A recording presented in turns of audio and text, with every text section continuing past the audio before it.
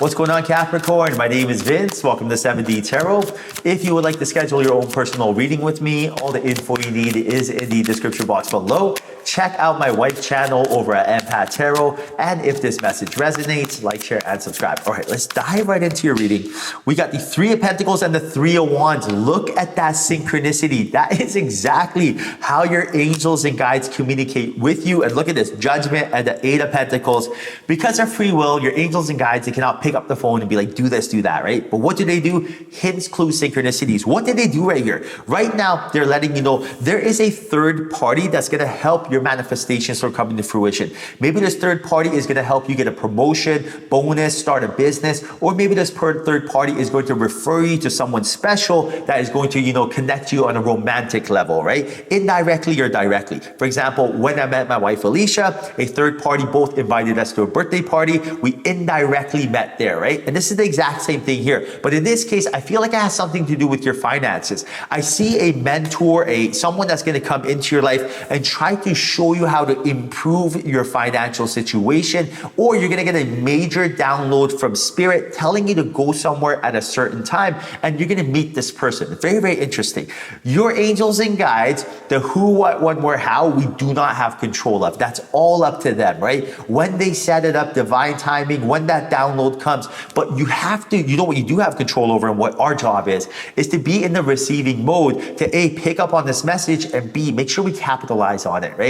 When you get this opportunity, it's one thing to hear this message, but if we second guess it, if we dismiss it, we'll miss the boat. Now, I'll give you an example. When I met my wife, Alicia, it was Friday night. I was exhausted. I got off work. I just wanted to chill. On top of that, I just got out of a 5-year relationship, and I told myself, I do not want to get into another relationship for the next 10 years. I want to be free and be single. That was my mind state at the time. So I got it. And then I had a friend of mine message me and say, hey, it's my birthday. Can you please come, to my birthday party? Now, 4 hours away, a cabin, driving by myself. I did not want to go whatsoever, but something kept pushing me to go. I was in the receiving mode, and I'm like, I don't know what's going on, but my instincts are telling me to go. I didn't even know what angels and guides were there, but I was an empath, right? So I still picked up on energy, and I'm like, something is telling me to go. I thought it was my instincts at the time, right? I didn't know about source energy. I'm like, okay, I'll go. When I go there, Alicia opens the door. All of a sudden, boom, vibrations at first sight.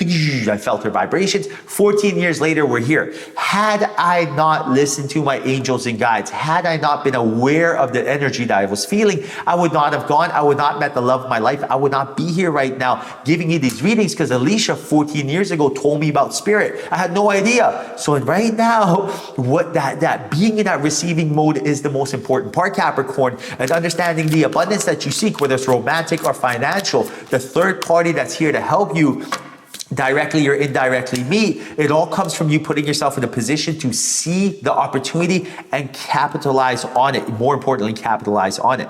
Now, the Star, Page of Cups, Seven of Cups, and the World. Spirit, everyone is lining up a big movement for you. And I see right now that there's multiple offerings coming in your life, but these offerings, Spirit is kind of testing you to see, well, are you going to follow the one that you are more passionate about? Are you going to go down the road that's going to feed your soul, honor your soul? And it is honestly the road that at the time may not seem like it's the most abundant, but it is the road you're supposed to go down, because everything will feel effortless rather than efforted, right? So for example, when I used to have multiple businesses, right? One of the businesses that we got into was our Amazon business we're currently doing. But when we first got into this business, I was doing products, and I was more, focusing on the numbers, right? I was looking at the analytics. I was like, listen, let me see on paper what works. Great. A product that, doesn't require too much of a big investment, a product that there's a lot of demand for, and a product that there's growth for. Fantastic. Now, the problem is I was investing my time and energy into something I was not passionate about.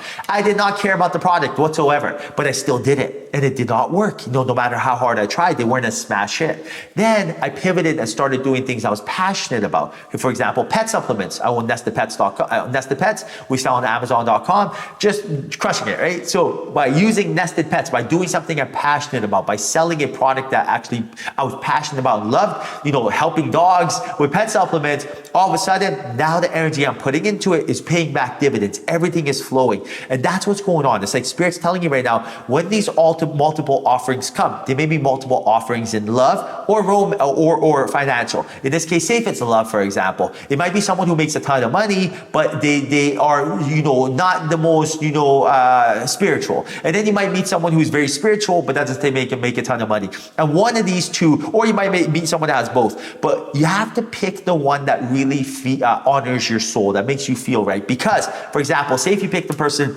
that, is really connected to spirit, but isn't making a ton of money now, if you honor your soul and that's what you're really looking for, you guys will be able to come up, game plan, use your wisdom and experience to be able to make a ton of money together. This is the energy, right? Honoring your soul. And that's what spirit wants. Or you might have picked the person, who is more, connected to their financial life, because that is something honoring your soul, because you're so business orientated. So it really comes down to you picking what it is you want to do. And understand, when you do so, the universe has your back. When you are not going against the grain, when you are swimming downstream, when you're going with the flow, when you're honoring your soul, doing the things that make you feel good, everything is easy, right? It's like when you're in a total alignment. The lights turn green when you're driving. The elevators open up for you. Everyone smiles. The boss gives you a promotion. It's just everything is effortless. You wake up feeling really fresh and good. But when you are doing something and trying to effort your way something, resisting, it's almost like pushing through a door frame that's too small to go through, right? That is what we have to avoid, and that's what we have to look out for. And now I'm at a stage in my life where I am so cautious to this. I'm so aware that, oh my goodness, does this feel efforted? Is this something I should avoid? And if it is, I immediately pivot.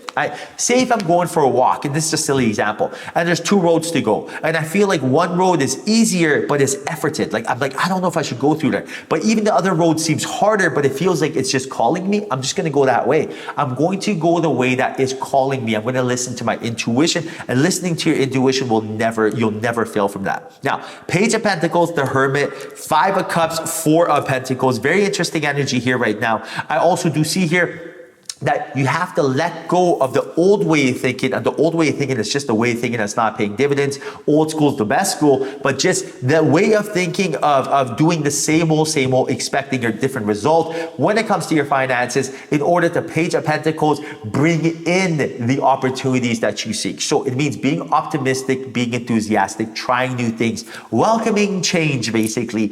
Change is your best friend. Change is scary. This is something that Spirit's letting us know. We fully understand that change is scary. We're scared of getting disappointment. We're scared of losing. We're scared of failing. We're scared of people laughing at us. We're scared of getting betrayed. Completely normal. We all go through the same thing. Your fears are my fears. We all have different experiences, but we all have the same limiting beliefs, right? We don't want to get hurt. And right now, we have to clear these shadows, because once we clear these shadows, the hesitation, the procrastination, the stagnation will go. So what do we need to do?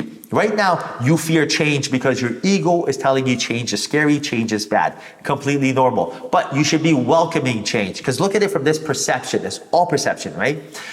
You are looking to meet your soulmate. What are you really trying to do? You're looking for an opportunity to change your life because you want to meet your soulmate. Once your soulmate comes into your life is changed. So change is exactly what you're looking for. Or you're looking for that promotion at work. Now, what are you really looking for? You're looking for an opportunity to improve your life, to get that promotion. That is change.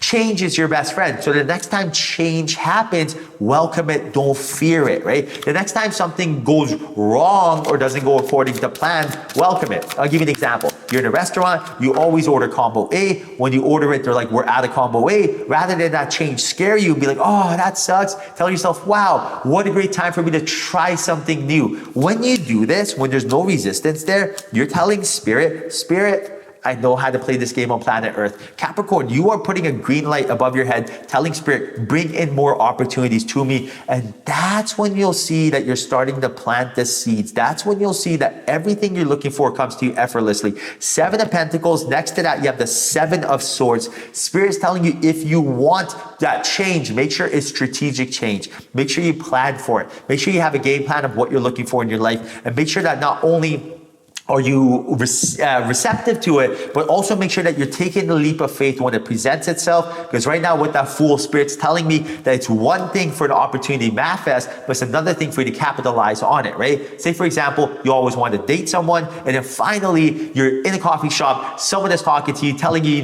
they admire the drink you ordered because, they always wanted to try it, but they never had the courage. And right now, this is your time to welcome change. This is your time to give back who you truly are. Be your genuine, authentic self. Woo this person as much as they woo you, in this case, right? Imagine if you're supposed to be your soulmate, rather than be scared and kind of just push away change and dismiss it. We've all been there. Good things are waiting for you. But remember, change is your best friend. Stagnant energy, imagine a window that's closed and there's no fresh air coming in. That's the energy we want to avoid. So it's all perception. You're excited. You're not scared. All right, Capricorn, I hope you enjoyed your reading. 1,000 kisses. Until next time, ciao.